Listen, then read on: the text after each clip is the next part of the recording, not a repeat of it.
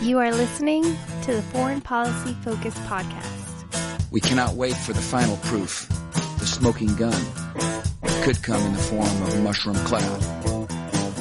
Haven't you driven enough people from their homes already? Bulldoze their villages, seize their property under laws they had no part in making. Now working in Libya with friends and allies, we've demonstrated what collective action can achieve in the 21st century. Now the host of the show, Kyle Antiwar. This is episode 271 of the Foreign Policy Focus podcast. On this podcast, I'm joined by host of the Around the Empire podcast, Joanne Leon. Joanne has been on the show at least 2 or 3 times in the past. We did a really great Russiagate series, and of course that'll be linked to in the show notes page. But I got Joanne on today's show to discuss a subject that, well, her being on the left, she knows quite a bit about, and that is kind of the left wing here of the kind of U.S. political spectrum.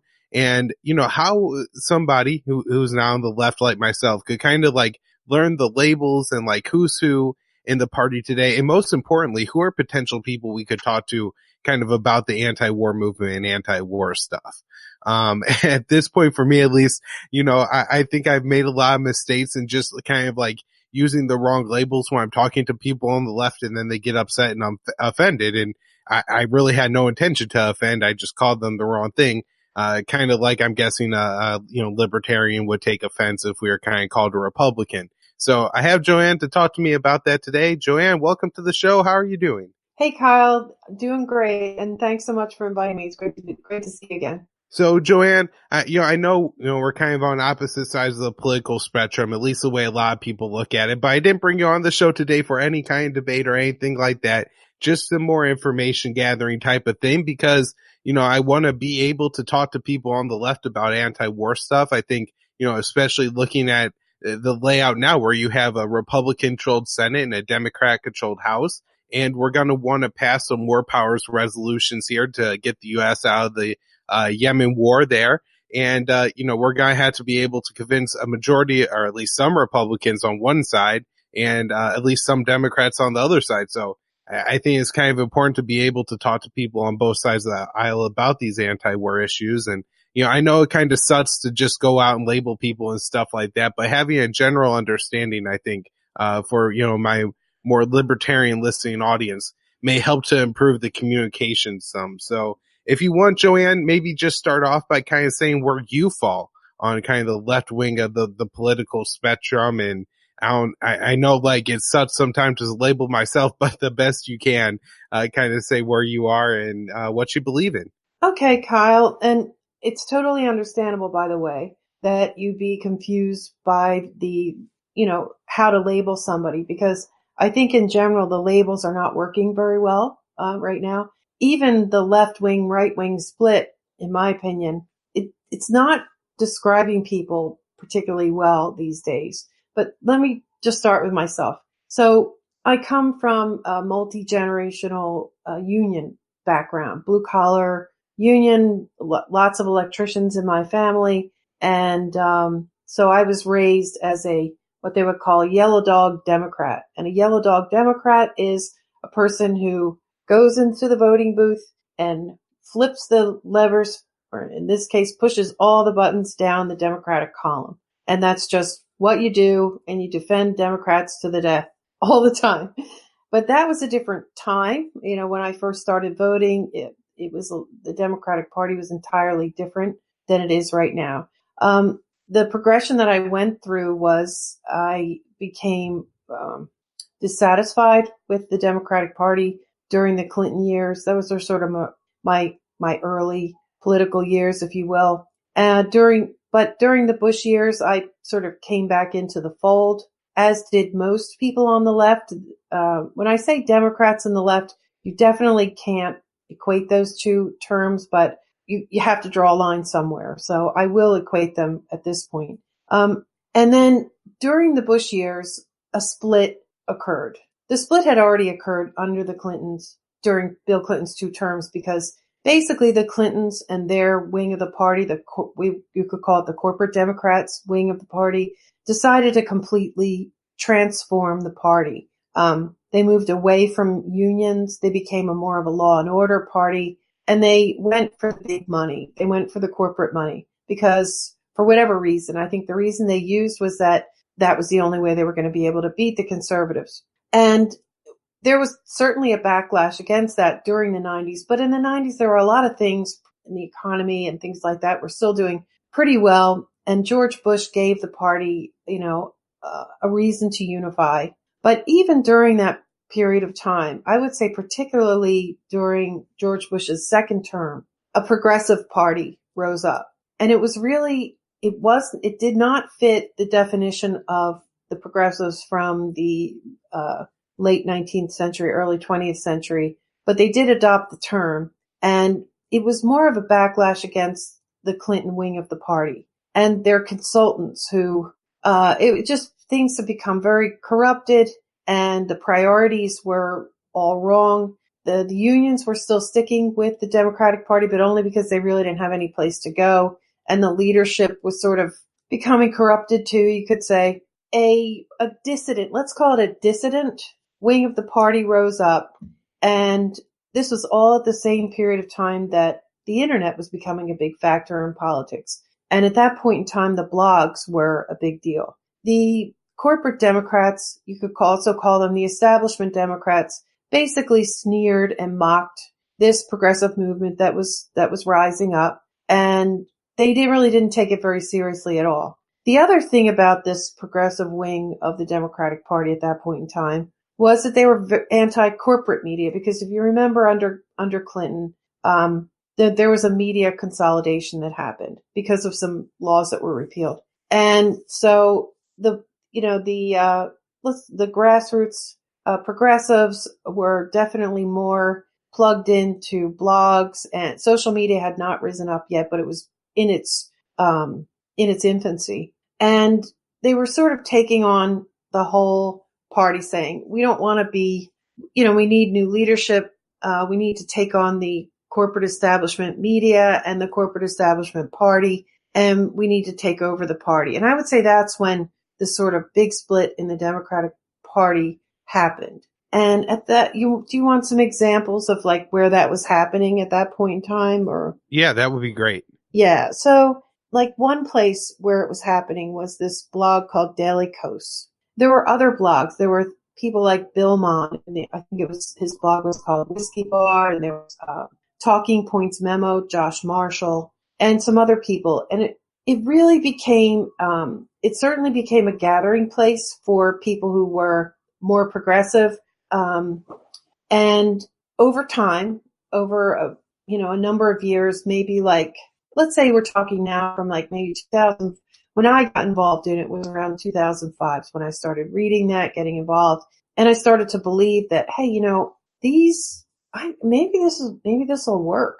And the other thing that they did was they started doing small dollar donations. They started to use the concept that, you can combat the corporate Democrats by organizing the grassroots and, just getting small dollars and coming up with choosing candidates that, have the same attitude and care about the same things that you do. And as I said, there was a lot of mocking and sneering, but over time, we all know what happened. Those blogs sort of transformed over, they adapted into social media, and it became a real force. Just at the period of time when people from blogs were starting to rise up and get some media attention, this was in the lead up to the 2008 election. And, these blogs had to decide whether they were going to endorse a candidate in the Democratic primary in 2008. And for the most part, they decided that they would, and they backed Obama. There was a large contingent that backed Hillary Clinton as well. And that was a war. That war is still, now there's been a new war, the Bernie and Hillary war, but it really never resolved itself. The progressives remain sort of a wing of the party. There's a progressive caucus in the Democratic Party. And this division is I think it's the most clear way to decide where the splits are. Progressives today. Oh, and I should also say that progressives also formed some media. It's called the Young Turks. Back at that point in time, you have a guy named Cenk Uyger who started, and I don't know if he was on any cable channels, but he was certainly on the internet. Because you have to remember at this time, YouTube was, brand new. Twitter was brand new. Facebook, all of them. They were all things that nobody took very seriously. They were still only populated by more or less early adopters. And I guess the other thing that was happening was sort of data-driven politics. The things that the Obama campaign became famous for, which was, online organizing, making the best use of all of these internet facilities, but also, I'm trying to think of the name of there's a system, the NGA van system, and all the things that Obama did to engage voters through his website. And it's very difficult to run against the corporate establishment Democrats because they control all the gears of the party all across the country, at the state level. And then there's a million smaller organizations, precincts, and state parties and counties, and it's very difficult. I think we saw a little bit of this with like the Bernie Sanders superdelegate thing, and of course any Ron Paul fan can remember back to 2012 and just all the ways the Republican Party worked to undermine him. I'm guessing that we're talking about the same kind of systems within the Democratic Party, whether it be the local whoever at the caucus precinct shutting you down, or like the local GOP being hostile to you. There were just so many little like steps and hurdles that the establishment kind of controlled, that it was just constantly undermining everything that, the Ron Paul people are trying to do. So I'm guessing we're talking about these same kind of like little establishment maneuvers and stuff. Yeah, exactly. That is exactly the same kind of thing. But it was really only because of the internet that this progressive wing of the party and the Obama wing of the party, which at one point in time were pretty much one and the same. They no longer are, but at one point in time they were in the late Bush years. The Democratic Party was pretty strongly anti-war. And certainly there was a lot of the left was anti-war in the early Bush years. I mean, there were millions of people all around the world who protested. Some people probably might not even know this, but there were many, many, just large amounts of people protesting the Iraq War. They may have become more, it didn't really persist, actually people getting out on the streets, but inside the Democratic Party and on the left, there was a strong anti-war sentiment all through the Bush years. And Barack Obama presented himself as a peace candidate, not a pacifist or anything like that. But, he said that he was anti-stupid war. He was anti-wars that are stupid. And he wanted to continue the Afghanistan war and expand into Pakistan. But he was, he believed in ending the Iraq war. And that was very effective for him because he wasn't in the Senate in 2002 or whenever it was they took the vote for the Iraq war. Hillary Clinton was, of course, she was in the Senate from 2000 on. So that was a real point of leverage. I think some people believe that that's the thing that won him the 2008 primary, which was anyone who won the 2008 primary was going to win the election. I mean, it was pretty clear that George W. Bush had really left the Republican Party in ruins, and the White House was going to be the Democrats, regardless of who they ran. So Obama was considered the peace candidate. As we know that was, that didn't work out so well. But at that point in time, the party was, very anti-war. Right. And I think, we can remember back to then too, that the opposition candidate was John McCain. And so you look a lot more anti-war standing next to John McCain. Probably in a lot of the same light that you had the same kind of thing happen in the GOP in 2016, where I saw a lot of people on Twitter who are anti-war but lean right, voice support, or at least say they voted for Donald Trump because, I mean, whenever you're standing next to Hillary Clinton, it's really hard not to be the peace candidate. And he did say, oh, I don't know about Afghanistan. I don't know about NATO. We shouldn't be in Syria.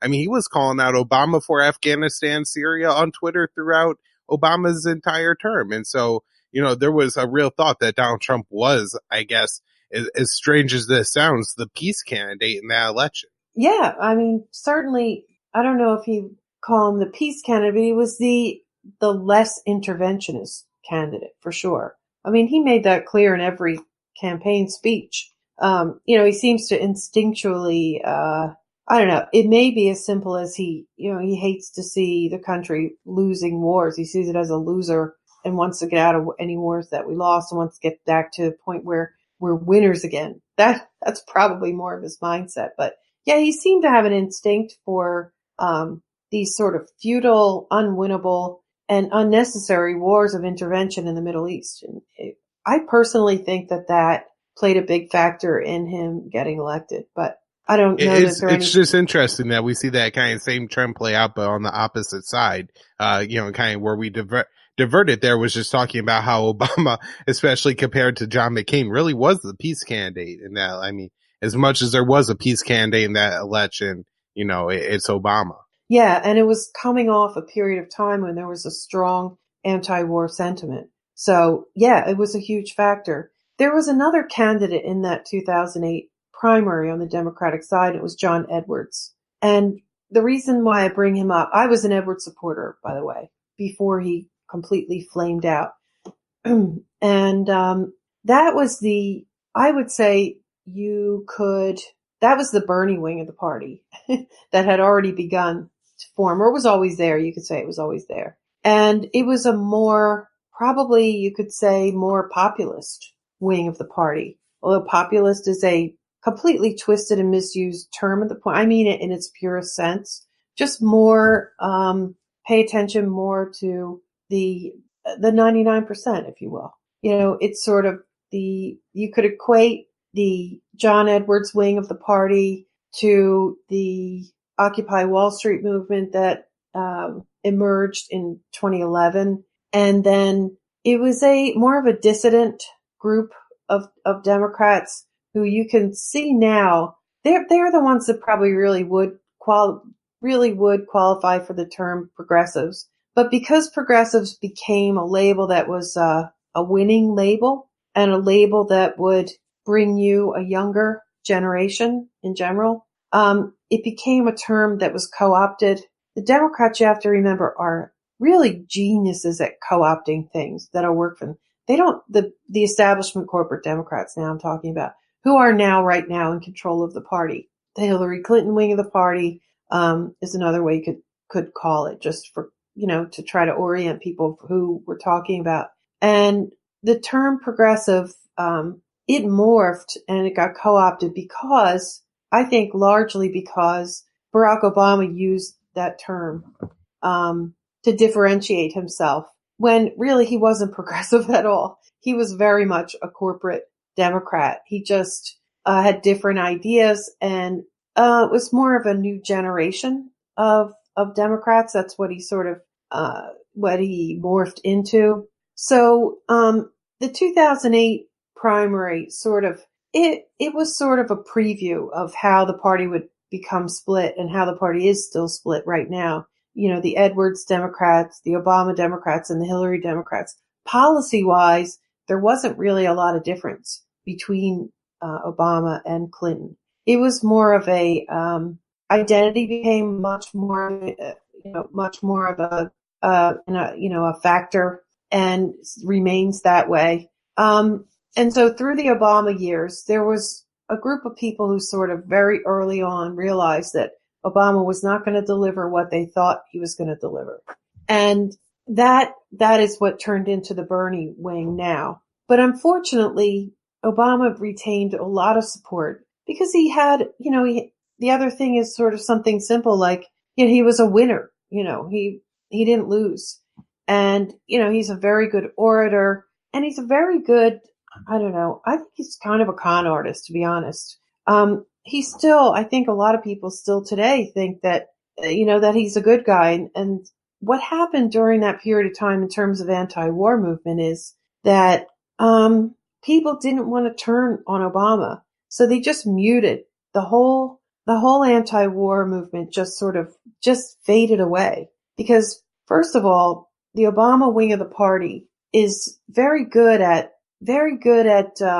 alienating people who don't go along with them, and so if you criticize Barack Obama, there was a price to pay by the enforcers who were the biggest activists in the party and the party apparatus. The Clinton wing, it's true also that if you criticize Hillary, they will do it differently though. They won't make you feel like you are no longer a part of the in crowd. They will actually just lash out. They're like punishers, if you will. They'll just berate people. And that may have worked for a while, but it just doesn't work anymore. A lot of people are just fed up. They feel that the Clintons ruined the party, contorted and wrecked the left. And so it was easier to dissent Hillary Clinton than it ever was to dissent against Obama. But once the Obama years were over, pretty much everyone realized that he was going to be a war president, just like in his policies. Well, a lot of Democrats won't admit this, but he basically just continued the Bush policies, and he's very good at finessing things. Like he is very big on more covert operations, and just kind of like muting the whole war issue completely. So it's very sad. And then people who, like I said, are more afraid to dissent from the Obama wing of the party because they feel like they're going to be accused of things like racism. Hillary tried that with sexism. I guess it has worked a little bit, but it's just the identity politics were basically weaponized to keep people in line. And I'd say it worked, pretty well. I think that those tools worked pretty well. But after Obama, there was no clear leader of the party. He had to battle with the DNC even all the way through his presidential terms. And as I started to say earlier, he was up against this party machine, this establishment. And what he decided to do, partly because it was their strategy, but also the timing of the rising of the internet and political internet, if you will, coincided. It happened to be there as a tool they could do. He pretty much built his own apparatus completely outside the party. If you remember when Obama started running for office, he created, I think it was BarackObama.com. He didn't use, Democrats.com or whatever. And they had their whole own apparatus that they used to run their elections. And the thing is that, and it was frankly for at least a year after Obama was elected, and people were amazed. They were just, they spent a year sort of like, I guess you could say bragging, but rightfully bragging. What they had done was really transformative, and it was an amazing thing to watch, and he was an amazing candidate. And so everyone was sort of like under a spell for a period of time. But the thing that the Clintons never let go, they still had control of a lot of the apparatus of the Democratic Party at the time. And it seems to me that Obama just sort of said, well, I don't know, screw them then. We're just going to do it ourselves. And as a result, he didn't really invest. He wasn't really that invested in the party through that period of time. So after 2008, some of that apparatus that Obama had created, I believe that was spun off into like private consulting type, political organizations. And it did not get incorporated into the DNC, which is that's the Democratic wing of the party is. So that remained under the control of the Clintons. And in 2016, the same divisions were there. There was the Clinton wing of the party. And of course, Bernie Sanders was very unsatisfied with Hillary Clinton's stance. During the Obama years, she had become, I guess she was always hawkish, but she'd become an uber hawk during the Obama years. And while the war issues were not that huge a deal, they had, as I said, they slowly muted under Obama. They started to become more of a big deal again during the 2016 primary, the post let's call it the post-Obama years. And so the divisions became very clear again because Bernie Sanders was unhappy with Hillary Clinton's, the position she was taking, what she was running on. And what he was trying to do was to pull the party more to the left, mostly on economic issues, though, social and economic issues. And so this big split, which everyone, I think, is familiar with now, is actually, I guess the Clintons were the Clinton wing of the party. They were trying to revive their glory days of the 1990s because Bill Clinton, I mean, they were sort of a great success story politically as well. It came out of nowhere. And, their years were considered to be pretty successful. It became, by 2016 though, it was pretty clear that the things that Bill Clinton did really created some fundamental huge problems in this country. And that would be, like what he did with the media, the repeal of Glass-Steagall, set us up for the 2008 crash of the economy. So, they still seem to be thinking of themselves as these great, brilliant political geniuses. And if they could just use everything they knew from that point in time, and if they could use all the same political tactics and strategies, that they could rise again like a phoenix. And and they were ruthless. They really did not, I don't know how to put it. I mean, they really didn't care. They were a political elite. They still were throwing the unions under the bus, and they just really didn't care that much about the rank and file. You were expected to get in line, and there were a lot of people who just said, no, we're not going to get in line. And so Bernie tried to get Hillary. He was basically trying to tell her, you're not going to win with this corporate establishment attitude and political stances that you have. It's a losing strategy. And so he was trying to convince the corporate wing of the party to take some stances, to address the issue of college tuition, for example, but mostly healthcare, to try to, move more toward a Medicare for all solution, some solution that made healthcare better and more affordable and, available to everyone. And also he threw in a lot of foreign policy hints there. Bernie's foreign policy is a very complicated issue, but at least during his primary run, he spoke about less intervention, more focus on the problems at home and things like that. And, he at least hinted at it, and people picked up on that, and the Bernie wing of the party formed because the Clintons wouldn't listen to him. They were extremely arrogant.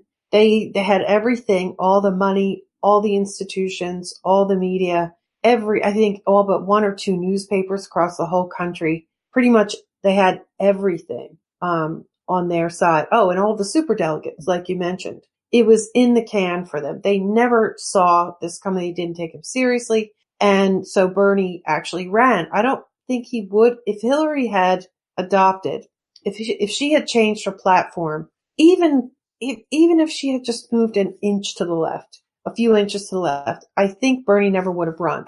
Never would have been a primary challenger.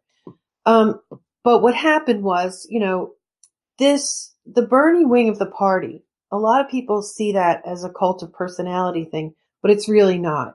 And I can understand why they see that because it really did sort of play out that way. But the Bernie wing of the party was already there waiting for him. It was the remnants of the anti-war movement, which really struggled during the Obama years, but a core of it was still there. It was the Medicare for all people, and this is a battle that had happened during the Obama years. There was a fairly substantial amount of people on the left who became disillusioned by Barack Obama early on. They saw, it was pretty much the day after Obama was elected when he started announcing his cabinet that it became very clear that he was not going to be what the progressives thought he was going to be, not progressive at all. And so there was a dissenting part of the party through that it was pretty much the Edwards wing of the party, that dissented early on. And the disillusionment grew through the Obama years. And then that became the Bernie wing of the party. Now, there's another wing of the party that has emerged, and that's because Bernie is a democratic socialist. A democratic socialist is not a socialist, by the way. It's a capitalist with I think the best way to see it is probably an FDR Democrat, a robust capitalist system, but with some key important aspects of it being more socialized, like Social Security, like Medicare, maybe, healthcare, expanding the whole issue of healthcare as a right instead of just, providing healthcare for the elderly and the disabled, at least making a single payer version of healthcare available to everyone in the country. Because of the corrupt and super expensive insurance industry that is essentially, well, there's a lot of things, right? Healthcare is a complicated issue, but just basically making that option available to anyone. Yeah, no, it sounds kind of like, almost like the equivalent of what you would call like kind of a Rand Paul on the other side, a conservative libertarian, where they have some of those, like, in Bernie's case, socialist beliefs, or in Rand's case, libertarian beliefs, but ultimately they're kind of tethered to the center of the party. And so while it seems like, their philosophy would have them straying a whole lot further from, kind of the status quo, they're kind of just tethered, and, they like to mess around on the edges, and they're not, that like these are two that have like actually pushed like some of the war issues in the Senate and stuff, but at the same time are nowhere near where me or you are on our side of the political spectrum as well. Yeah. And it's, of course, people are afraid of the term socialist because, well, it's obvious, right? Why? Because this country's been anti-communist, anti-socialist, fiercely so, for probably about 50, 80, 100 years.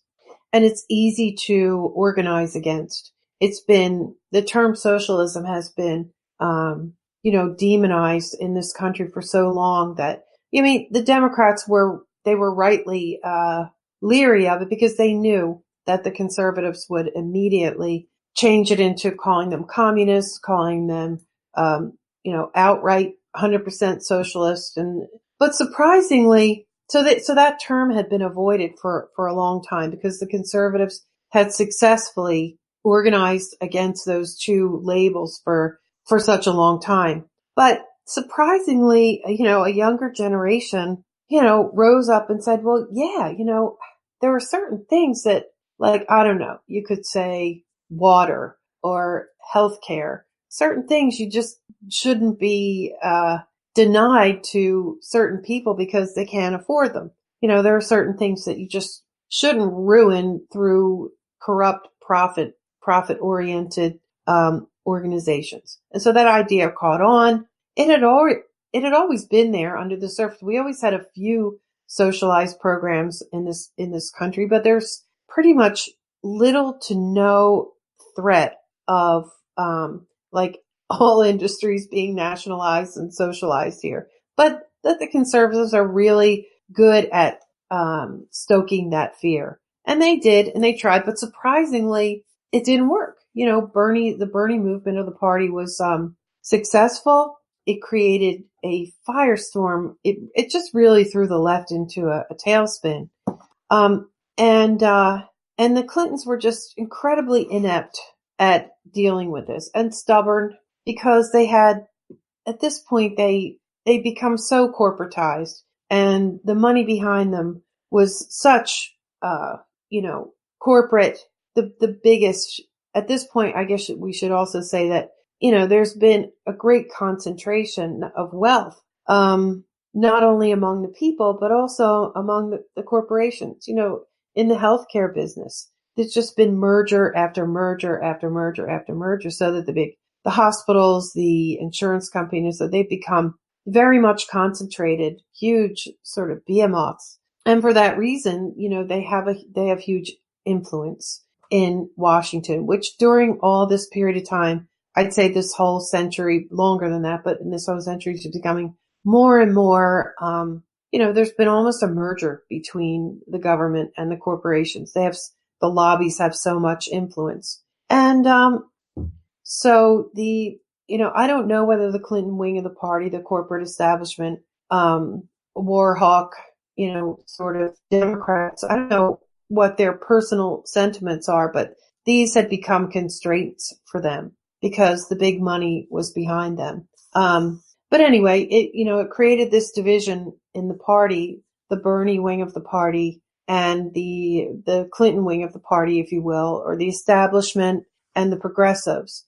And then this third part of the party that's sort of budding, they're the Democratic Socialists, and they are, I would say they are definitely a recognizable wing of the party that personally I'm not that familiar with them. They formed an organization called the DSA, and I think most of them would consider themselves to be Democratic Socialists. Is there even a communist wing of the Democratic Party? I mean, a lot of people call the left the commies, but as far as I only know of a sprinkling of actual people who consider themselves to be communists. But a lot of people equate commies and socialists, just lump them together into one bucket. But I mean, the truth of the matter is that the left wing of the party there's almost nobody at the far left spectrum of political spectrum. If let's say if you take, from left and right, if you take left wing, the furthest left being communism, I guess, and the furthest right being, I don't even know what you would put down at that end, privatize 100% of everything, I guess you could say. I don't think there even is anybody down at the far left part of the spectrum like there was in the past. So, the Clinton wing of the party, if we have to simplify this too, let's say there's a middle, between the left and the right wing. The Clinton wing of the party is way to the right they are definitely, they're right wingers, really. Yeah, I mean, Hillary Clinton's pretty much a moderate Republican.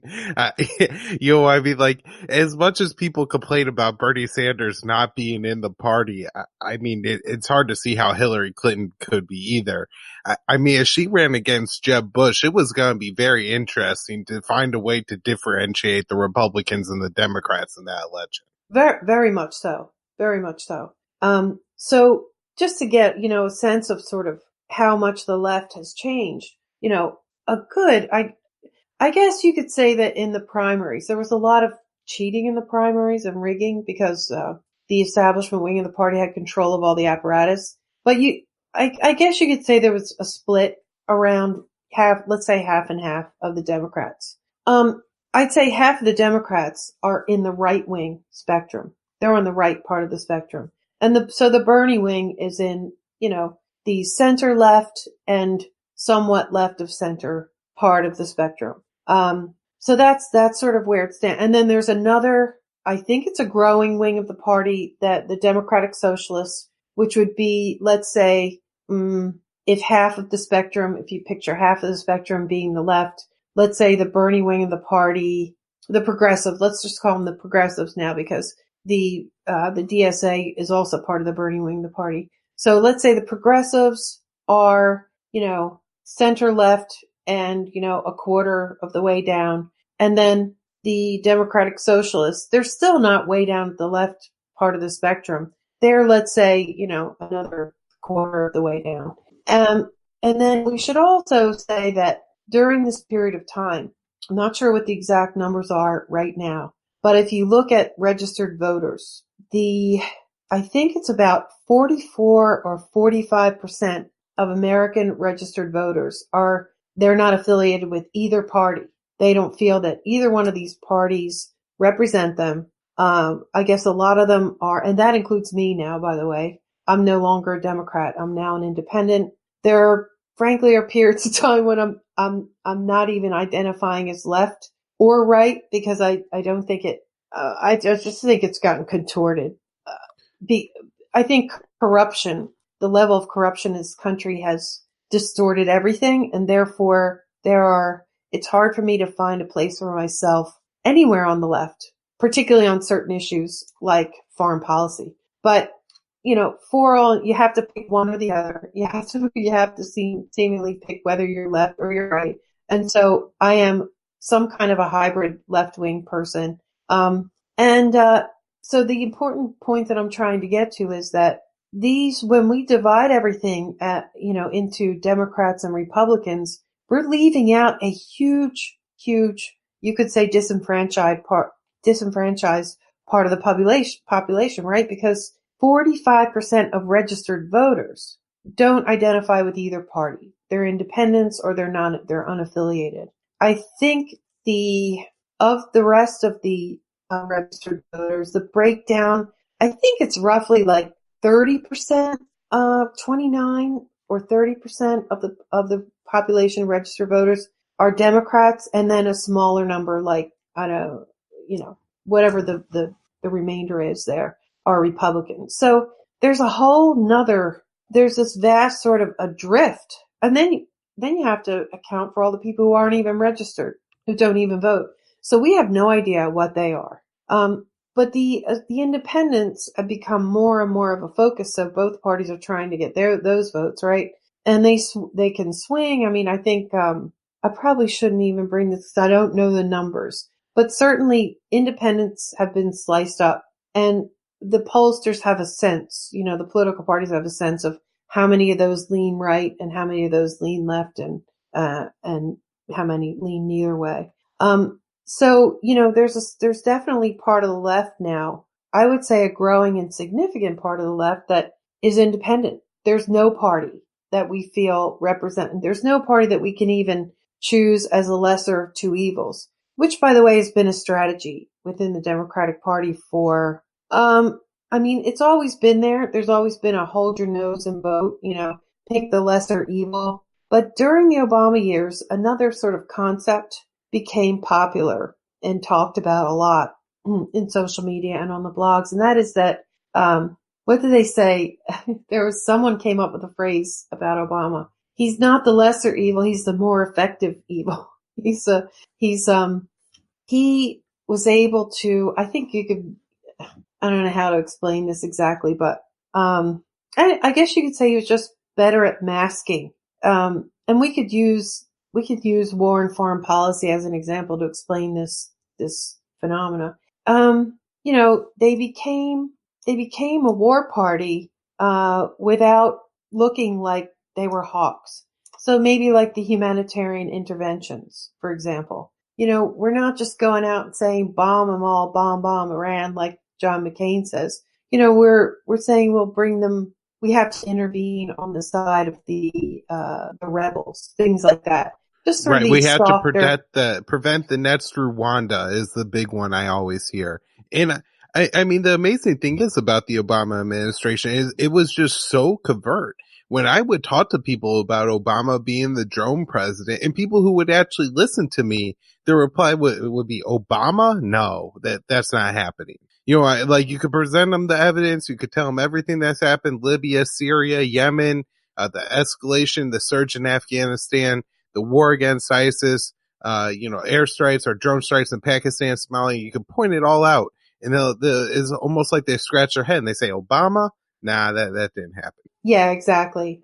And so this concept, the lesser evil coercive tactic to get people on the left to vote for the Democrats, it just became more clear to people that, of course it was a nuanced analysis. It was harder to sort out because, like you say, a lot of things they were masked, they were covert, and it was just harder to see that it was not the lesser evil.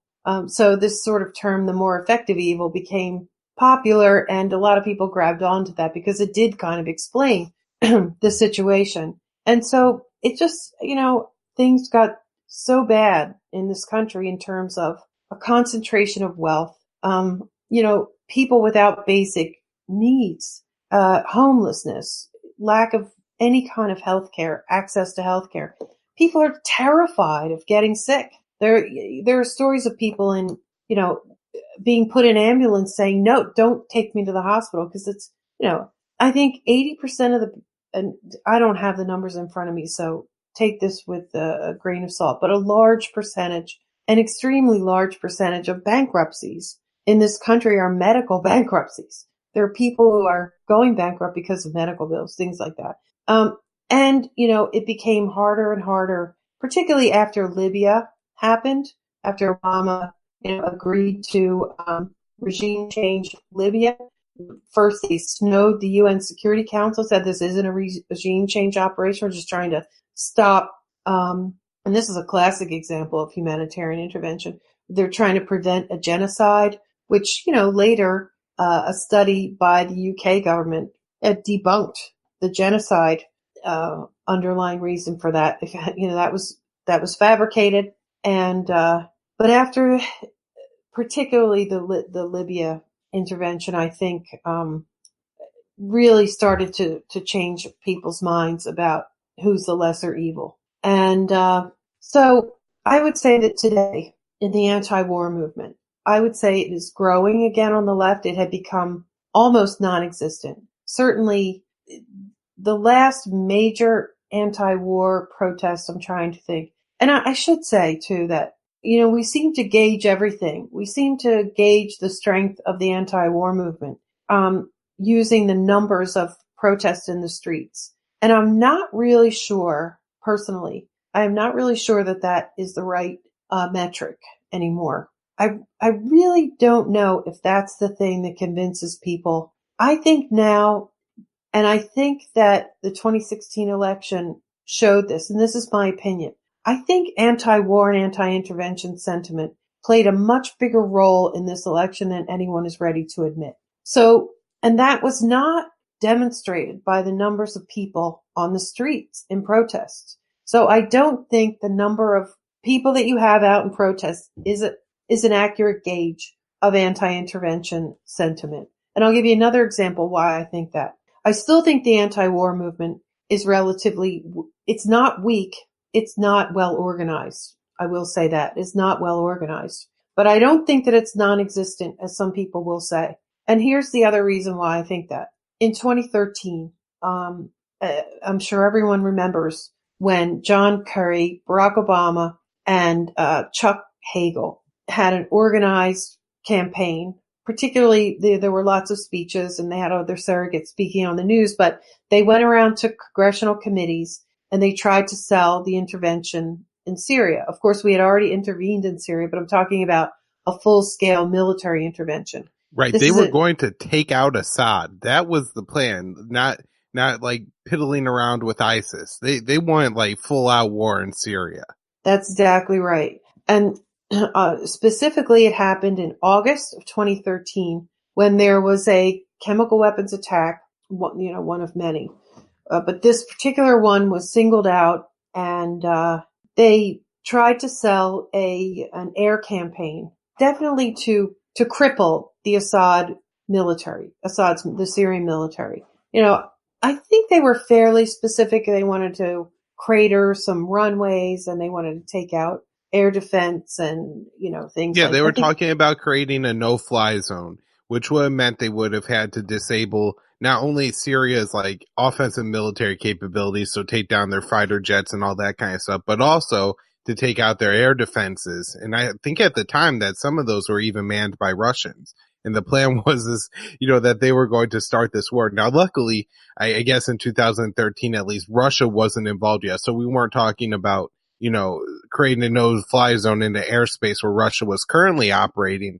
But this is what we were talking about, was really crippling Assad's air force, which I don't see how wouldn't have created a situation where either ISIS or Al-Qaeda overthrows the government then in Damascus. Yeah, exactly. And, after Libya, I think that, first of all, nobody really trusted that it wasn't, being disguised as a very limited operation, because, the Obama administration and the whole NATO gang they'd done this once before. Certainly in the UN Security Council, they weren't going to buy this again. Like, hey, we're going to keep it limited.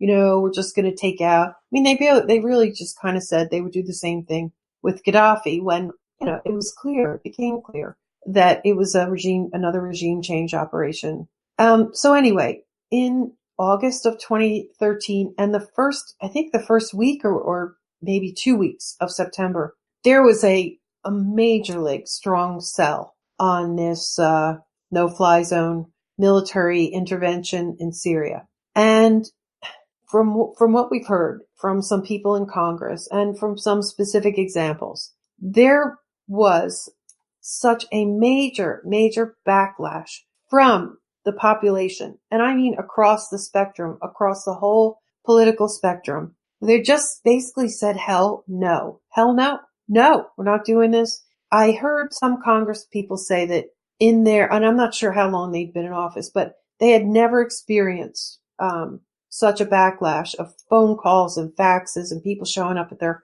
offices and saying just no. I mean, the country just was not buying it. And this was a full court press. All of the media, every surrogate you could think of was out, making the argument as to why we had to intervene in Syria. And the population was just not buying it at all. One specific example I can give, in Congress, there's I don't know, it's very co-opted by the defense lobby and defense and intelligence lobby and, all the war, let's just call it the war profiteers. But there's this guy called Walter Jones. He's a Republican and I think he's still in office. I'm not sure. I'm pretty sure he is, but he's in North Carolina. In his district, there are tons and tons of military families. I guess military base, maybe Fort Lejeune's in his district. I'm not sure, but he has said that his office was getting phone calls from active duty military, and he saw that as a bellwether. It was just something that hadn't happened.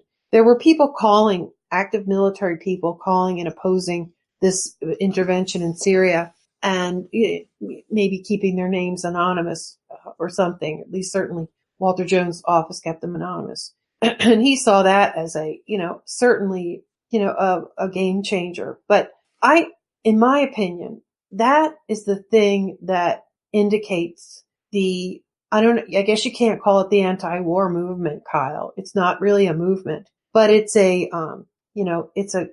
true grassroots sentiment in the country for sure. And I believe that manifested itself in the 2016 election, because one of the things that Hillary Clinton and the corporate establishment Democrats did during that election is they didn't try to hide their hawkishness. I mean, they were actually resurrecting that same 2013 intervention and saying they're talking no-fly zones and, intervening in Syria, and they were coming up. Hillary Clinton's, Michelle Flournoy was her, supposed, or, everyone believed that she was, going to be Hillary Clinton's Secretary of Defense. The organization that she was involved with, they rolled out actually a plan for the Middle East and for intervention in Syria. And, they came up with some nuanced way where they claimed that they could intervene in Syria without triggering a hot war with Russia and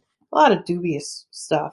It was this coalition of neoliberals and neoconservatives that formed in the lead up to the 2016 election, and which has sort of coalesced. And I think it was probably more of a behind the scenes coalition before the 2016 election. But at this point now, they are openly allying with each other. In fact, some of the most hawkish neocons have come out and they've either converted to Democrats or they've just abandoned who was it? Max Boone. Yep. Yeah. Bill Kristol during the 2016 Republican primaries was already, he was revolting against Trump, and, he was going to launch his own candidate. And did he actually come out and endorse Hillary Clinton? I'm not sure if he did, but if he didn't do it officially, he certainly did it unofficially. And there are others, Right. And so, he was plugging that, CIA agent, what's his name? McMuffin or I don't know if his name's McMullen actually or something. McMullen. Yeah, that guy.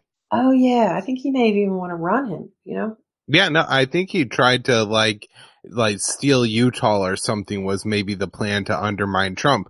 But effectively the plan wasn't to get Donald Trump elected. It was to create a pathway or help Hillary Clinton. And so, it didn't work obviously, but it was crazy to see the neocons flock to Hillary Clinton. And again, I guess that is just kind of an indication that, maybe Trump wasn't a peace candidate, but certainly was not the hawk in that race. Right. Yeah. So I would say that that's how, and maybe it's not the most well-crafted case that I'm making, but I am trying to make the case that the anti-war movement is not as weak as people think it is, or how that it appears to be. It really looks. Just for example, today there was today's Veterans Day, Armistice Day, and Consortium News, which is in fact, Consortium News is a very good example of what we're starting to see and why the left and right labels don't really work anymore. And the division lines are changing, and the political spectrum doesn't really work either. Everyone knows that that's a very extremely oversimplified thing anyway, to consider the political spectrum to be a straight line. Maybe you should really, or even a quadrant. Some people depict it, in a quadrant. I forget who it was that said that you really should think of it as a sphere, but however you want to, picture it. There are more complicated lines that are being drawn in this country. And I would say that two of the reasons why, or I'll even pick three reasons. One is the level of corruption. There's an enormous backlash against a corrupt establishment, and you could probably, with some issues, you could probably unite, 80% of the country.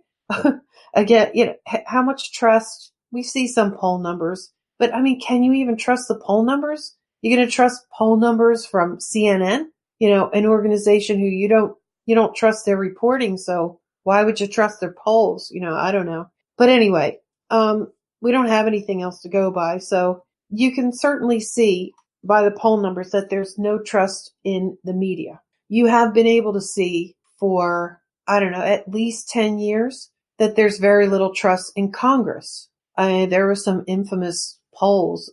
It was like, Congress. Yeah, it was like 13 and 17%. Like Congress had like a 13% approval rating. It was incredibly low. And then the amount of the, representatives that get reelected is another shocking feature of our democracy. But yeah, people do not, at least by the polling numbers, 70 to 80% range, do not trust the federal government. Pretty much everyone knows that they're bought, right? There's this, what I called before, a merger with the corporate centies and the government. And, real quick, you sent me that interview, or that speech by, Uyger there. Cenk, that's Cenk Uyger. He is the founder of the Young Turks, which right. is it's a left-wing alternative media outlet that has grown, enormously. It started out small and it's become a much, much bigger. It's a whole network now. So this is I guess, sometimes these things are hard to explain or even understand, because it's it's an enormously, we're in flux. We're in serious flux right now. So it is hard to sort things out. Yeah, but one of the, I thought incredible points he made in that thing was just pointing out that, the TV networks are making billions of dollars per election cycle on ads.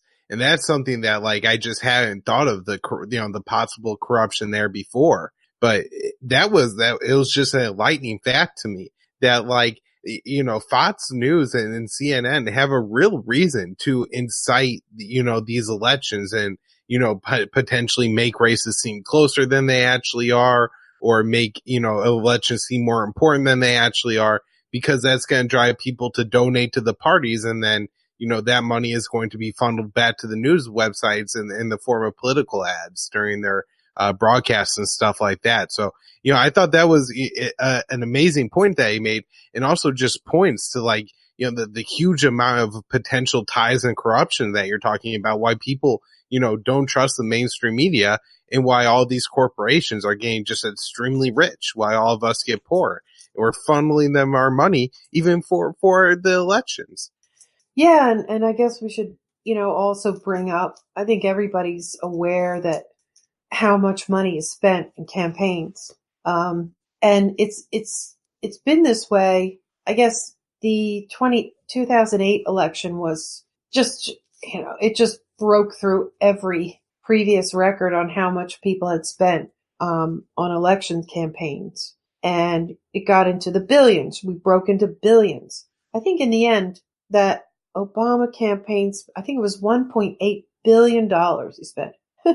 And that's really only the money that gets declared, right? So, that doesn't count. Maybe it does count in kind, but that doesn't count all the grassroots, resources that are spent on campaigns. But it gives you a sense of how much money goes into these things. And then I think his 2012 campaign, I believe he broke his own record.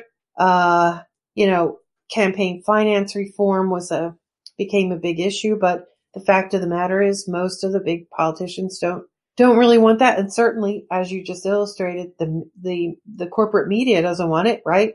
This is their bread and butter. And the political class, the lobbyists and all the political consultants, I don't know if you've been to Washington, D.C. recently, but in the past, 20 years, not even 20, like even just the past 10 years, the place is a booming economy. It's an enormous, enormous economy. And the suburban sprawl has also grown now, into Virginia and Maryland. It's and this I would say is mostly from the defense industry, but it's also the political and lobbying industry, right? That, it's an extremely expensive place. My son lives there right now and is involved in this whole machine. The swamp ate my child. Not really. He's from the Bernie wing of the party too. But anyway, it's just enormous. The growth, the construction, the rents and what everything costs. It's an artificial booming economy, right? So anyway, what were we talking? So we're talking about the amount of money that goes into this thing. So corporate media and elections. I don't know if they could stay in business without campaigns and elections. Although there's some major changes going on with that too. I mean, it started in the Obama era. You started to see some campaign ads on the internet, right? So that was getting pulled away from we could call them the legacy media now, the corporate, because Facebook's corporate too. They're corporate media as well, but from the legacy, cable, and I don't really know about the local affiliate networks. I suspect most of them are like corporately owned. And so like, various ABC and Fox and whatever other little stations are typically like have corporate partners, and they're not really local news. Yeah, I'm not sure like how much of their revenue comes from if they are quite as dependent on political campaigns for their revenue.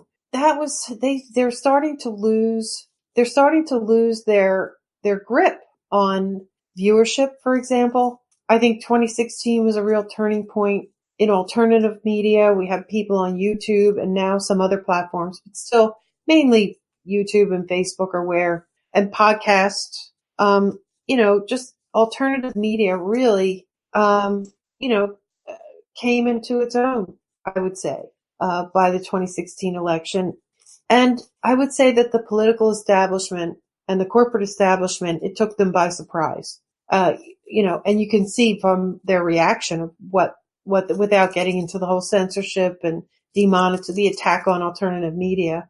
But that's really what it's about is, them being very comfortable, fat and lazy, essentially. I mean, these political ads, for example, they all still look the same as they did 30 years ago, don't they? I mean, they still look the same to me. So that means it's the same machine that's producing them and just feeding off of them every year. But in 2016, we definitely saw rise.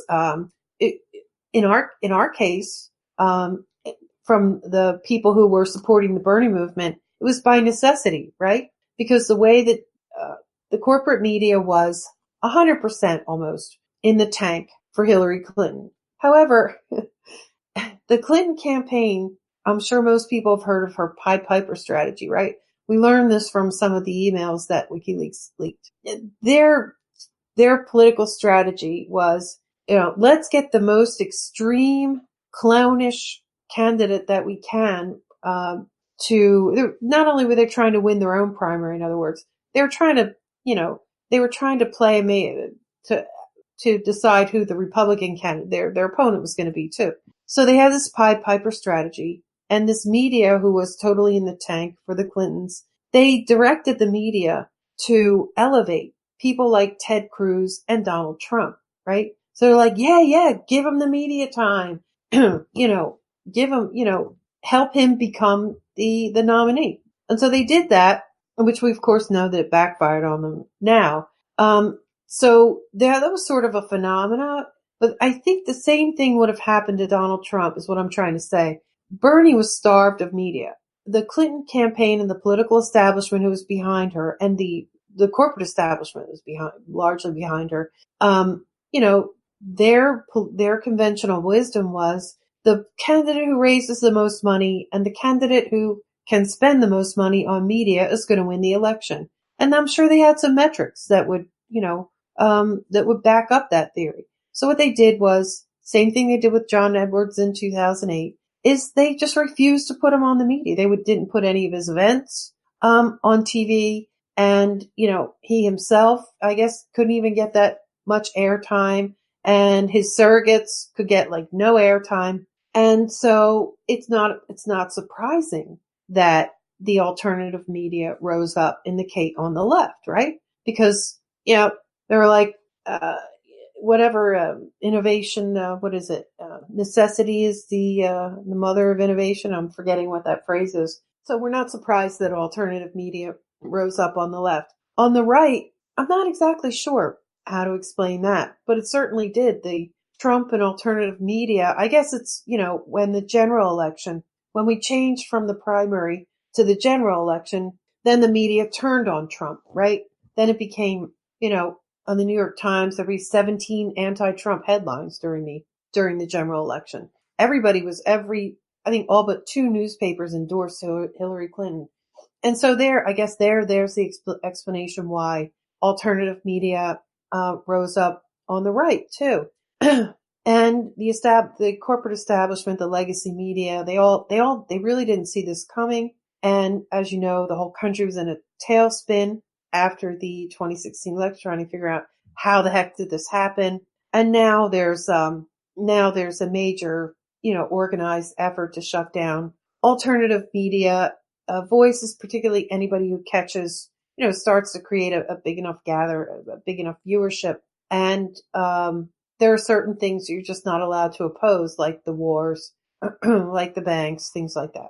So with the Young Turks, back to Cenk Uyger, what he's talking about is another split. What Cenk Uyger's trying to do, he was actually talking about 2 things. He did do an attack on the corporate media. And I think that was largely, although everything he said was valid and, true, I think that was more of the way that he drew attention to his press conference, because he did this in the National Press Club in Washington, whereas the Young Turks is based in LA. So he came to the National Press Club in Washington, D.C., and he spoke out and he attacked the corporate media. And then that's how he advertised. He's like, oh, look at this, Cenk Uyger's attack on corporate media and all this stuff. And, the woman, the host at the National Press Club, she was pretty insulted by the things that Cenk said and all that. But the other thing, so I think it was important what he said. I think it was true what he said.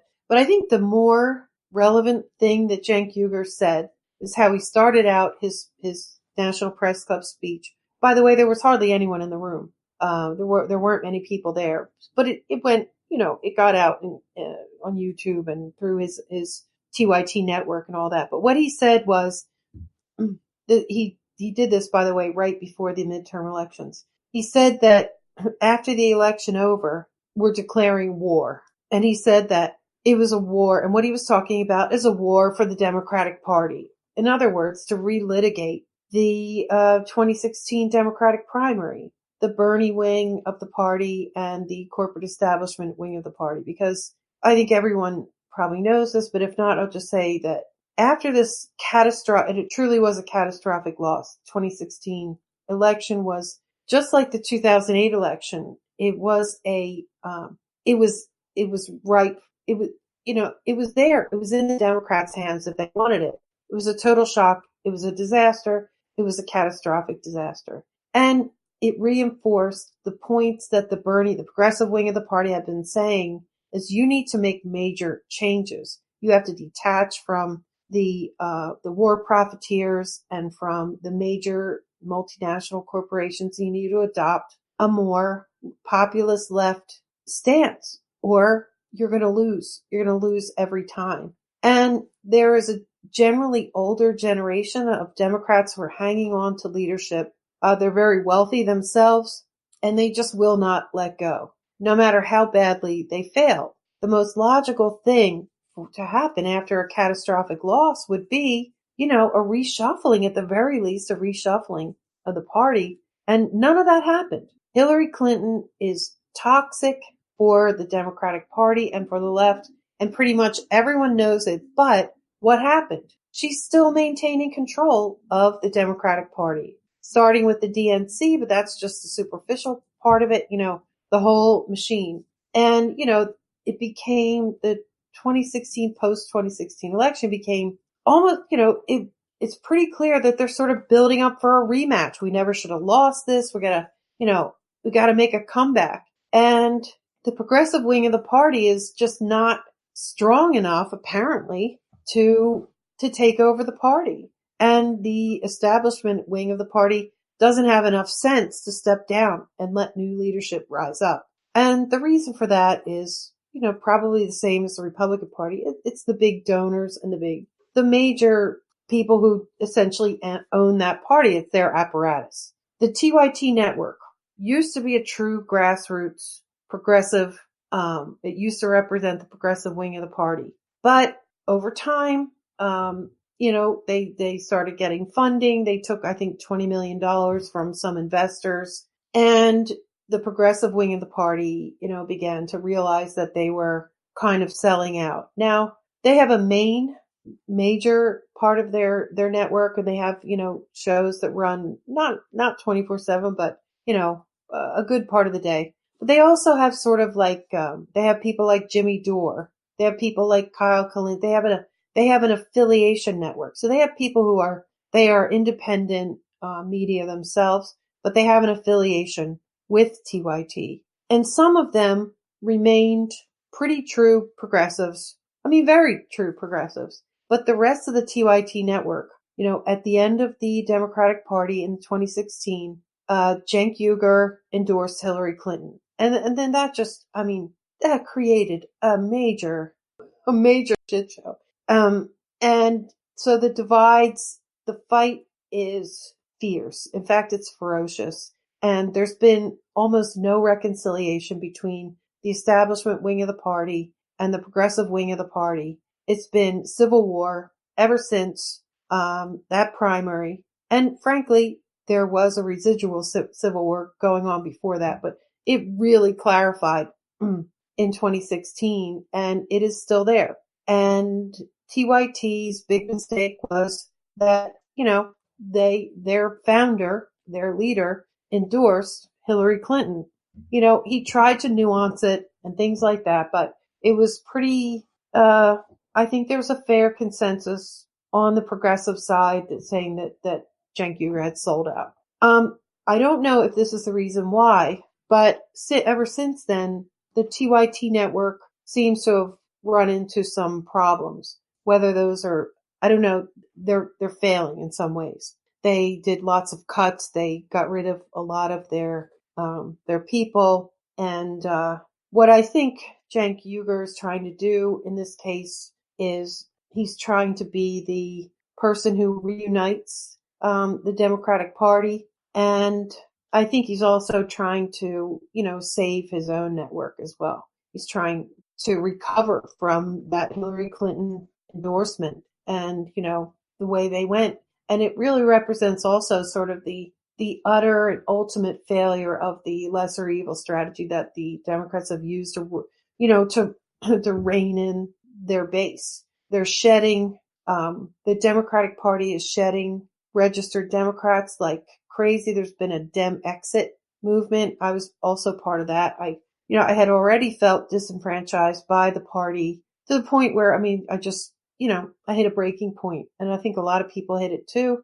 And I literally changed my registration. A lot of people, it might stay registered so that they can continue to run in primaries, but they just feel, they don't feel like they're Democrats anymore. And we're talking about people who've been Democrats for, some of it's among the younger generation, but also it's among people who've been Democrats for 20, 30, 40 years. Just saying that's it. I've had it.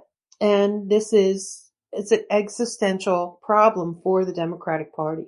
And if they can't, now I think that, the one thing that's saving them right now is Trump, right? Because he's such an extreme example, and an easy thing to unite around. And also the Democrats decided to actually, not leave a bunch of congressional seats and other offices, uncontested in so-called red states or red counties or red areas. They actually ran against, they didn't let so many Republicans run unchallenged. And they poured just enormous amounts of money into it. So these midterms, it may look like a resurgence of the Democratic Party because of the blue wave, if you will, that, who knows if it's really a wave or not, but the fact that they won back the House.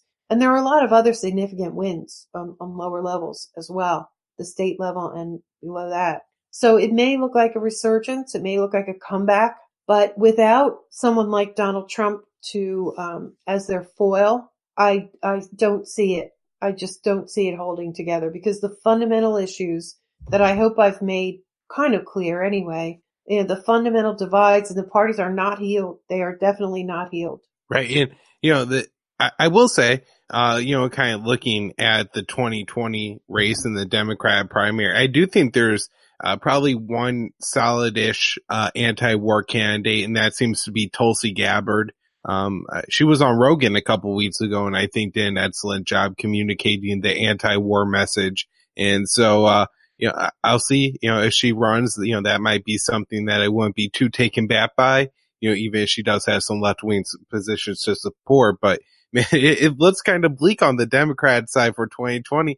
Hell, I keep hearing that Hillary Clinton hasn't actually ruled out running again, which to me would be, the biggest gift in the world anybody could ever give Donald Trump. But I did want to wrap up here, Joanne, and I know we're already going a little bit long, but I think this last question will be kind of interesting just with the results of the midterm election. And that is seeing something that I never ever thought I would ever see. And that is a bunch of Democrats going out and protesting, Jeff Sessions being removed as Attorney General. So I'm not sure if you have any comments on this, and, just like, what the hell is going on that are Democrats this afraid of Russia, or are they just kind of clinging to the last hope that Mueller is somehow going to, now 2 years into the Trump presidency and after another round of elections, going to decide that no, Russia really cheated? Or what do you think here? Yeah, I think that was just ridiculous, unnatural alliance that has arisen during the Russiagate. Well, let me just put it this way, Kyle. How many Democratic candidates did you see running on the Russiagate issue? Did you see any of them? Talking about you must elect Democrats because we have a traitor in the White House. Did you see any of them campaigning on that? I really couldn't watch much of the campaigns and stuff like that, just because typically the issues were so shallow. But most of it I saw was run on the immigration platform, or generally Trump being a bad guy or a racist, but not really specifically being a puppet of Putin or, the 2016 election Russiagate thing. Okay, well, I'll tell you, they didn't. Russiagate was not on their platform, was not one of their campaign issues at all. It's a fabricated issue. And the fact that Democrats would get out there and support Jeff Sessions, even in principle, is just completely ridiculous. He's a decades-long loathed character on the left. And there's no way that Democrats would really support Jeff Sessions. Right. I mean, remember when he was, I think, getting appointed during his confirmation hearings, Elizabeth Warren was getting like officially shut up by the Senate because she wanted to call him a racist on the Senate floor. Yeah, they did unite against him. But at that point in time, their strategy was to oppose pretty much every Trump appointee. They wanted to, you know how it was. It's just complete opposition of everything Trump and everything around Trump. Yeah, there's no genuine support for Jeff Sessions on the left. None. Zero.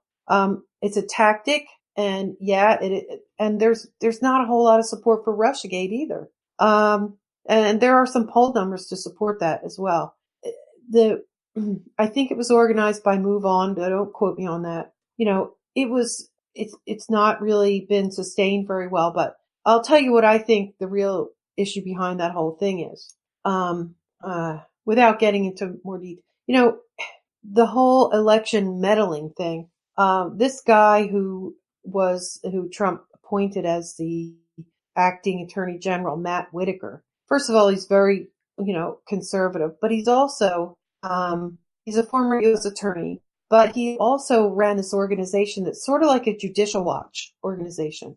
And he apparently, had no support for the Mueller investigation from day one. But not only that, he also has done some research he's after the Clinton Foundation, in other words. And he also wrote an article and did some interviews on an issue about the Hillary Clinton's ties to Ukraine, because apparently Hillary Clinton's campaign used some operatives in Ukraine to funnel some of this dossier information to launder it into the FBI, gather it and launder it. And I think there's a real story to tell in there. And I think the Clintons are terrified that story is going to get it's a story that probably does have legs. And, she's afraid that it's going to gain any traction. So it's a panic. I think that what those Protect Mueller protests are really about. Well, I mean, of course, it's the atom shifts,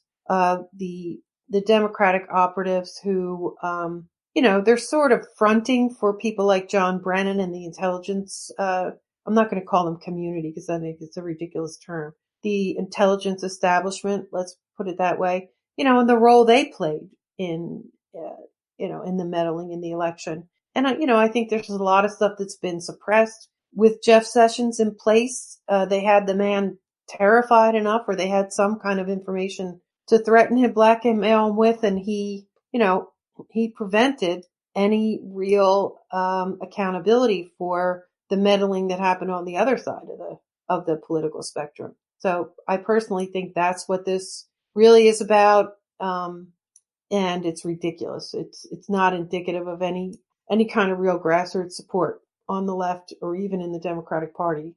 And if it was real, if there was fundamental support for it, well, then the Democratic candidates would have used it in their platform. I mean, they would have gone out and said, all Americans, we have to get this, Russian Kremlin bot out of the White House, right? Seems like it would have been easy to win elections on that if there was any substance to it. Well, I really hope that's the case. And Joanne, thanks really so much for coming on the show today. I think, I learned a lot, and I hope my audience did, about the other side of the political spectrum, just because, we have this big election coming up here soon, and there may be some Democrats that aren't terrible on the war issue, and we should certainly know which ones those are, and, kind of be prepared to, I think the Democrat Party will be the big one. And so a lot of us will be commentating on it and talking about it. And if there's candidates that are good on the war issue, I think, if you're a libertarian, you should probably pay attention to that. And, just because somebody has bad, social policies or economic policies doesn't mean that we can't at least try to pick up this one aspect and really, put it on blast. So think about that coming up here. And Joanne, where do you want to send people plug away? Well, you can find me at On Twitter, I'm at Around the Empire. The Around the Empire podcast is on all of the usual platforms and YouTube, and but you can easily find it at aroundtheempire.com. And again, and also our fundraising leg is at Patreon/aroundtheempire.com. All right, Joanne, thank you so much. And, to my listeners, libertarianinstitute.org, minds.com, check out that social network platform. I love it so much better than Facebook. I'm trying to build up a little bit of an anti-war community there. So minds.com/immersion news and then patreon.com/foreign policy focus. Thank you, Joanne. Thanks so much, Kyle. Great talking to you.